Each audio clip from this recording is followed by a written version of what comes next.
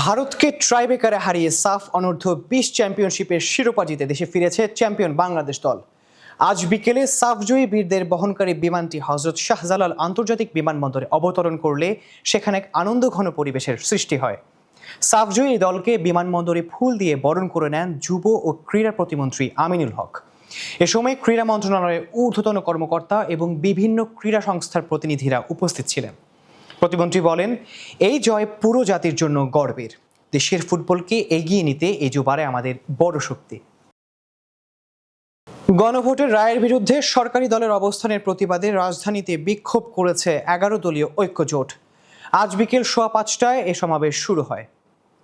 বিক্ষোভে রাজধানীর বিভিন্ন এলাকা থেকে নেতাকর্মীদের খণ্ড খণ্ড মিছিল নিয়ে যোগ দিতে দেখা যায়। এ সময় তারা গণভোটের পক্ষে বিভিন্ন স্লোগান দিতে থাকেন। তাদের হাতে জুলাই সনদ বাস্তবায়ন চাই, গণভোট মানতে হবে প্রভৃতি লেখা সম্বলিত প্ল্যাকার্ড দেখা যায়। 11 দলীয় ঐক্য জোট ঢাকা মহানগরীর উদ্যোগে আয়োজিত এই কর্মসূচিতে সভাপতিত্ব করেন জামায়াত ইসলামের নায়েবে আমির এটিএম আজহারুল ইসলাম। সমাবেশে জোটের শীর্ষস্থানীয় নেতৃবৃন্দ পর্যায়ক্রমে বক্তব্য রাখেন।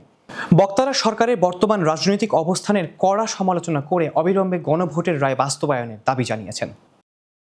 ঢাকার কেরানীগঞ্জের কদমতলীর গ্যাস লাইটার কারখানায় অগ্নিকাণ্ডে 4 জনের মরদেহ উদ্ধার করা হয়েছে। আজ বিকেলে আগুন নিয়ন্ত্রণে এনে এসব মরদেহ উদ্ধার করা হয় বলে জানিয়েছেন ফায়ার সার্ভিসের মিডিয়া কর্মকর্তা আনোয়ারুল ইসলাম। তিনি বিকেল 4:15টার পর বলেন, এখন পর্যন্ত 5টি মরদেহ উদ্ধার করা হয়েছে। তারা নারী নাকি পুরুষ তা বোঝা যাচ্ছে না, অনুসন্ধান করা হচ্ছে।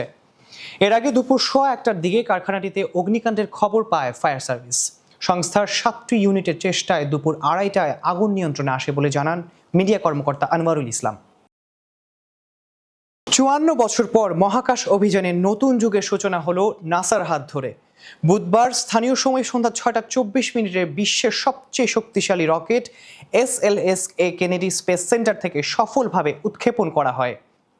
বিশাল SLS রকেটের মাধ্যমে 4 জন মহাকাশচারীকে নিয়ে মহাকাশযান ওরিয়ন পৃথিবীর কক্ষপথে পৌঁছে গিয়েছে।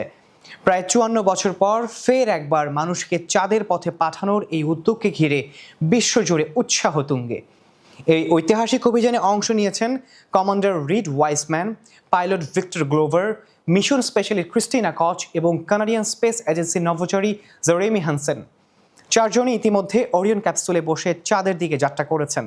এটি কোনো অবতরণ মিশন নয়, বরং একটি 10 দিনের পরীক্ষামূলক অভিযান, যেখানে মহাকাশযানের সক্ষমতা ও প্রযুক্তি যাচাই করা হবে। নিরপেক্ষ, সত্য প্রকাশে আপোষহীন।